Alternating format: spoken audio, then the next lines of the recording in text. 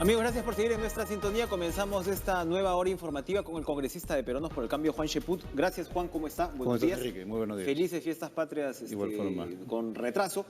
Cuéntenos, hay una precisión sobre la agenda parlamentaria, para empezar. Bueno, el presidente del Consejo de Ministros no va hoy a la Comisión Lavajato por cuestiones que tienen que ver con su agenda, pero sí estará presente en la reunión con Luis Galarreta a las 5 de la tarde. Ya. Que dicho sea de paso, también se reúne con nosotros como bancada parlamentaria mañana a las 3 de la tarde, en las oficinas de Peronos por el Cambio, ¿no? El presidente del Consejo. El presidente del Congreso. Del Congreso. Del Congreso. Okay. Lo que pasa es que Luis Galarreta ha empezado un proceso de conversación con todas las bancadas.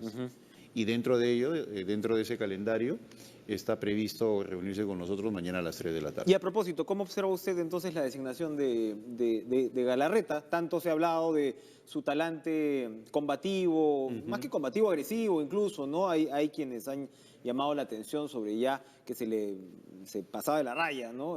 Y ahora pues creer que vaya a ser un presidente del Congreso, digamos, no confrontacional, negociador, hay a quienes les cuesta creer eso. Bueno, lo que pasa es que yo en mi vida política he visto grandes transformaciones, ¿no? La presidencia del Congreso hace que la gente morigere su comportamiento. Un furibundo presidente de la Comisión de Fiscalización como Javier Velázquez Quesquén, por ejemplo, una vez que pasa a la presidencia del Congreso se convirtió en el gran concertador y luego eso lo llevó a la presidencia del Consejo de Ministros, a la PCM. Entonces, no sería nada extraordinario. No, porque en su primer mensaje él ya señaló que era presidente de los 130 parlamentarios. Y por otro lado, a ningún presidente del Congreso le gusta que le presenten una moción de censura por un comportamiento altisonante. Entonces, eso no quita de que él... Hay esta herramienta, hay una herramienta de moción de censura. Claro, se le presenta una moción de censura a la mesa directiva y así no se apruebe, ya quedó manchado. Claro.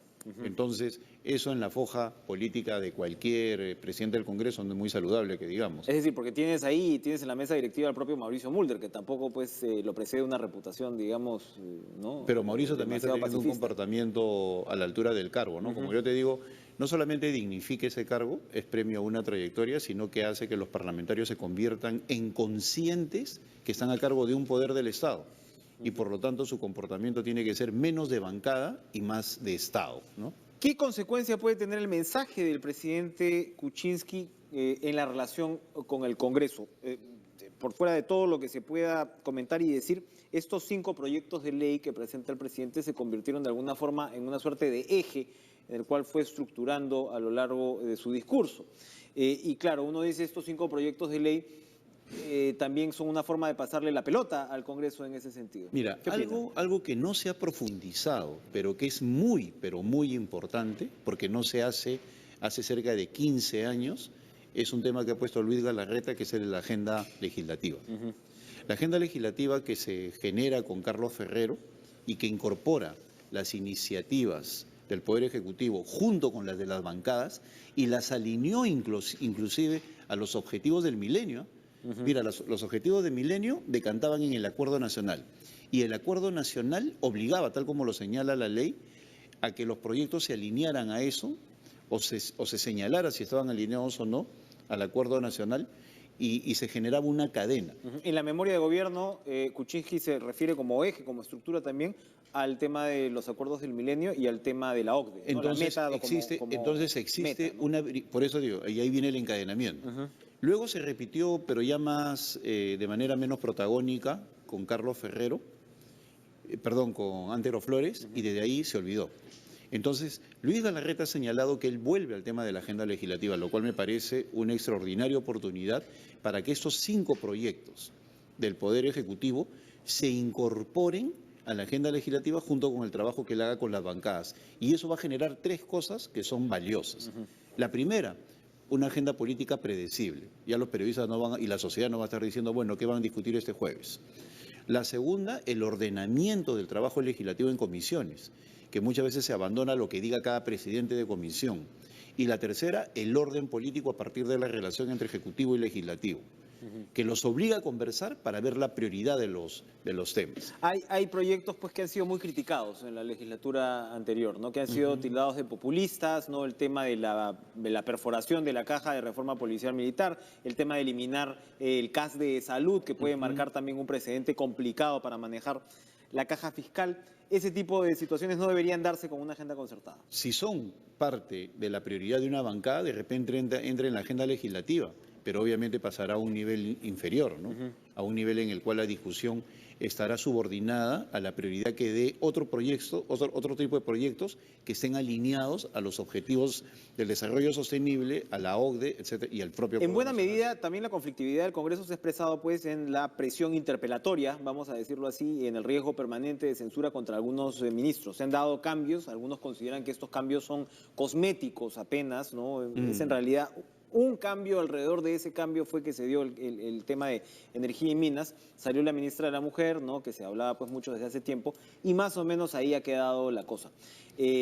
Hay voces, ¿no?, que critican pues la permanencia de Zabala, incluso no solamente en su condición de doble ministro, ¿no?, en PCM y MEF, sino también en su continuidad en sí, que se reclama mucho este cambio de gabinete desde las filas de la oposición. Esto puede arreciar en las próximas semanas. Podemos volver a una dinámica en la cual los ministros son permanentemente cuestionados y eso haga más difícil la labor del gobierno. Claro, yo creo que una cosa es el diálogo en la cumbre, que se va a dar de manera sostenida, y otra la dinámica de las propias bancadas. Yo soy realista por definición, ¿no? O sea, y tengo el suficiente tiempo en política como para saber que ese diálogo no significa que las bancadas se van a calmar. Las interpelaciones ya están a la vuelta de la esquina, ¿no? Según lo que han señalado el mismo Frente Amplio, y no necesariamente la bancada principal de oposición, Fuerza Popular. O sea, esa dinámica se va a dar. Ahora, ¿cuáles son los ministros que están en esa mira, en todo caso? Bueno, donde hay más presión política ahora en el Congreso. En estos momentos, salud y educación, por los problemas que han tenido en los últimos días, las huelgas, y por otro lado los problemas que ha habido en salud en términos de abastecimiento. Pueden aparecer otras personas, pero ya es un tema que está sobre la mesa y es parte de la dinámica política. Yo creo que en la medida que los ministros tengan los argumentos, y estoy seguro que los van a tener, para ir a explicarle al Congreso, pues eso se tiene que desarrollar positivamente. Pero pensar que no va a haber algún tipo de interpelación es simplemente autoengañarse.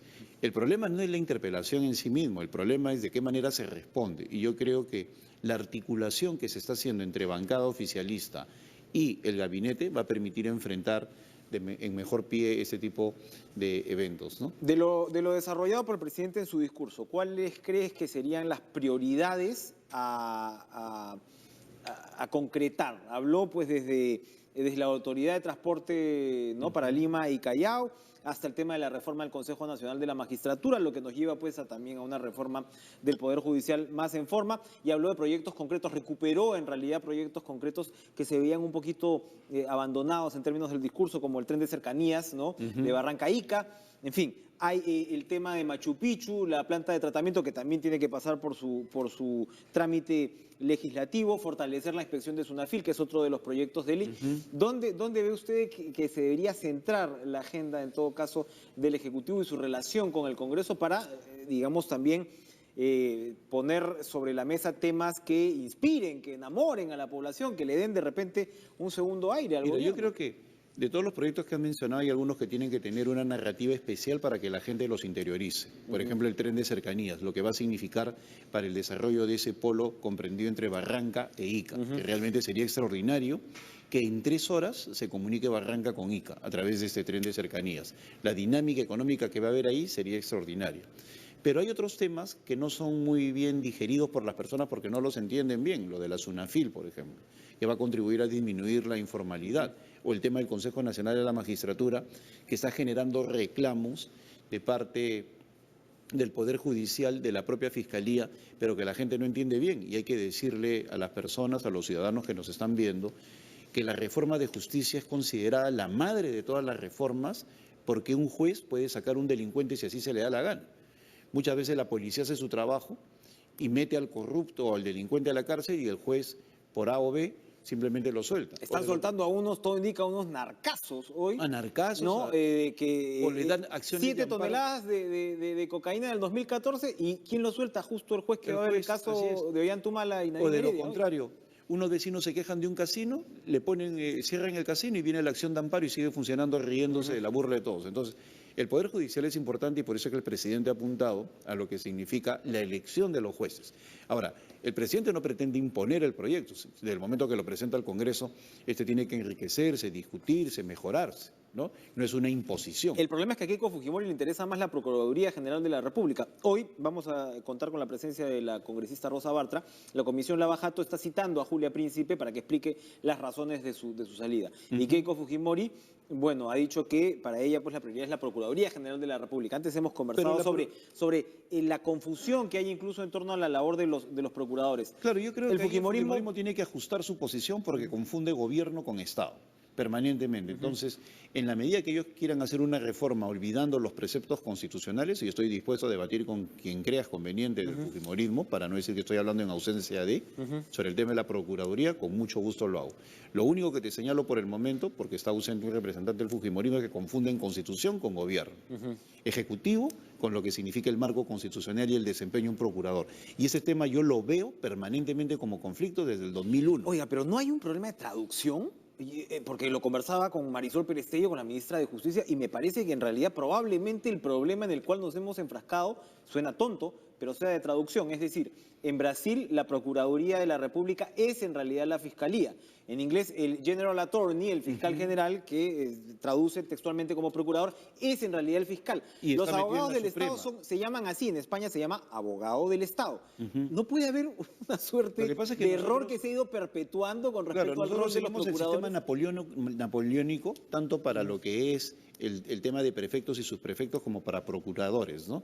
Inclusive heredamos muchas cosas de la Constitución del 78 español. Mira, yo soy ingeniero, pero me preocupo de leer ese tipo de cosas. Y acá lo que hay son varias cosas, ¿no? Algunas que tienen que ver con lo político, el excesivo protagonismo del procurador. No, se convierten en Napoleones, hablando de lo napoleónico. Que desde el momento que se creen como parte del Estado, se colocan por encima del gobierno y se olvidan de que la Constitución se desarrolla a través de leyes. Y las leyes indican de que ellos tienen que estar subordinados al ministro.